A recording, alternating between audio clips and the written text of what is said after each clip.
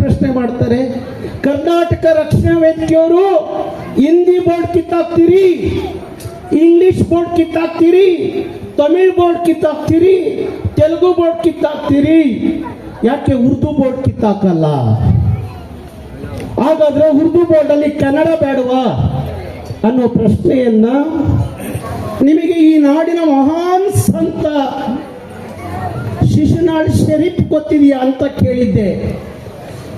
ಯಾರೂ ಸಹ ಶಿಶುನಾಳ್ ಶರೀಫ್ ಗೊತ್ತು ಅಂತ ಹೇಳಲಿಲ್ಲ. ಕನ್ನಡದ ಜಾನಪದ ಜಂಗಮ ಕರೀಂ ಖಾನ್ ಗೊತ್ತಾ ಅಂತ ಕೇಳಿದೆ. ಯಾರು ಗೊತ್ತಿಲ್ಲ ಅಂತ ಹೇಳಿ ಕೈ ಎತ್ತಲಿಲ್ಲ.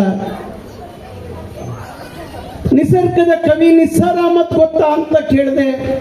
ಯಾರೂ ಕೈ ಎತ್ತಲಿಲ್ಲ. ನಮ್ಮ ಕನ್ನಡದ ನಾಡಿನ ಏಕೀಕರಣಕ್ಕಾಗಿ ತನ್ನ ಪ್ರಾಣವನ್ನೇ ಕೊಟ್ಟಂತ ರಂಜಾನ್ ಸಾಬ್ ಗೊತ್ತಾ ಅಂತ ಕೇಳಿದೆ. ಗೊತ್ತಿಲ್ಲ.